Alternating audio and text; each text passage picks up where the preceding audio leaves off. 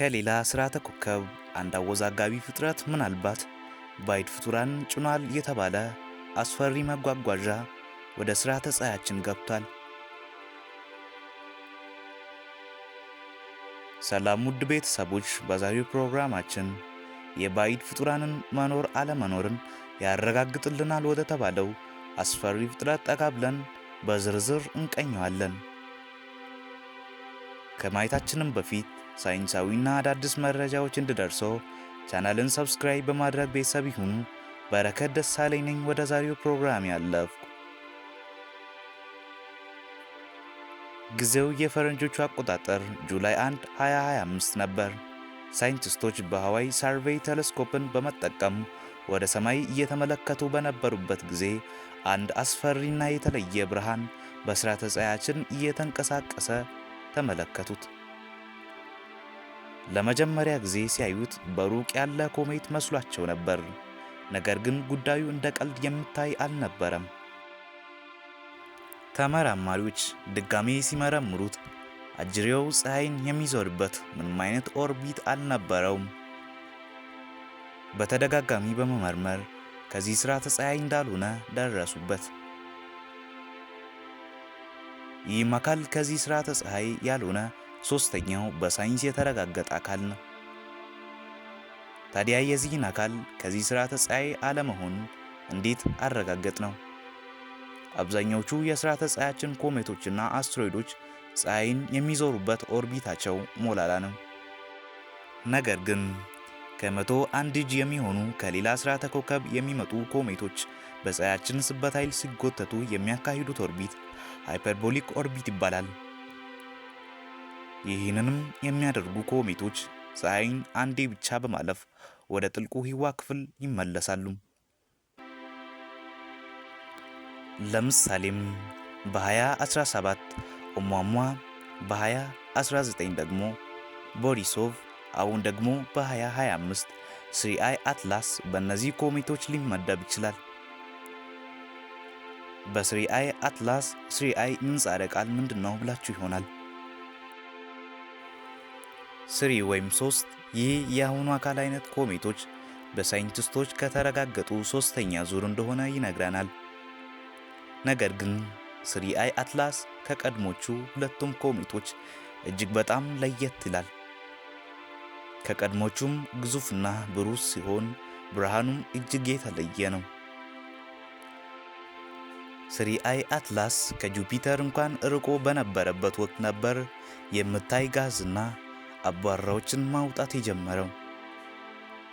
ነገር ግን ሌሎች ኮሜቶች እንደ 3I ወደ ፀሐይ እስኪቀርቡ አያደርጉም ነበር። በዚህም እጅግ የተደነቁ ሳይንቲስቶችም እንደዚህ እንደሚያደርገው መልስ ሰጥተዋል። መልሳቸውም እንደዚህ እንዲሆን ያደረገውማ በቀዝቃዛ ህዋ ክፍል እንኳን በቀላሉ ሊተን የሚችል ናይትሮጅንና ካርቦን ሞኖክሳይድን ስለያዘ ነው ብለዋል። ይህም እውነት ከሆነ ይህ ኮሜት ሌላ ስርዓተ ኮከብ ከምን እንደተፈጠረ ይነግረናል። እዚህ ጋር ደግሞ ሌላ ሐሳብ ይነሳል። እሱም ይህ ነገር እንኳን የህዋ አለት ብቻ አይደለም፣ ነገር ግን ከሌላ ስርዓተ ኮከብ የተላከ ናሙና ነው እንጂ። 3I አትላስ በሰማያችን ከመታየቱ በፊት እኛ ጋር ለመድረስ በጥልቁ ህዋ ሚሊዮን ዓመታትን ፈጅቶበት ይሆናል። ተመራማሪዎች በቴሌስኮፕ ላይት ስፔክትሩምን ሲያጠኑት ከሌሎች ኮሜቶች ባባራው ንጽጽር በቀለምና በደማቅነቱ ይለያል። በሌላ ሐሳብ ደግሞ 3I አትላስ ከመሬታችን ያልሆነ ከስርዓተ ፀሐያችንም ያልሆነና ሌላው ቢቀር እንኳን ከጎረቤት ኮከቦች ያልሆነ ባዕድ ፍጡር ነው። አስትሮኖመሮችም ጋዙን በሚያጠኑበት ጊዜ የተረዱት በሌላ ስርዓተ ኮከብ ምን አይነት ንጥረ ነገሮች እንዳሉና ከምን አይነት አየር ሁኔታ ጋር ባዕድ ህይወት ተስማሚ እንደሆነ ተመራምረዋል። ኦumuamuan የኤሊያንሶች ቴክኖሎጂ ነው ብሎ የተናገረው ታዋቂው ሳይንቲስት አቪ ሎይብን ጨምሮ ሌሎች ሳይንቲስቶች አሁን ይህ ነገር ከሌላ ዓለም እኛን ለመጎብኘት የተላከ ነው ይላሉ። ነገር ግን እውነታው ከዚህ የራቀ ይመስላል።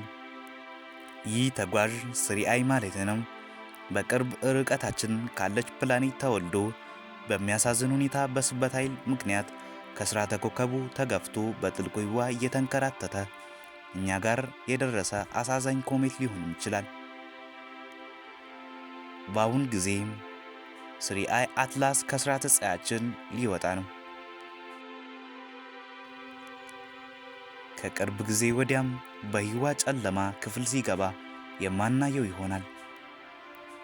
ነገር ግን ናሳን፣ ኢሳና አሜቸርን የመሳሰሉ አስትሮኖመሮች እንዳይወጣ የተቻላቸውን ያህል እያደረጉ ነው። ምክንያቱም እንደዚህ አይነት ክስተቶች እጅግ በጣም ውድ ናቸው። ዳግም ለመከሰትም ብዙ ክፍለ ዘመናትን ሊይዝ ይችላል። በስሪአይ አትላስ ዙሪያ ብዙ ሐሳቦች ቢነሱም ስሪአይ አትላስ ኮሜት ብቻ ነው።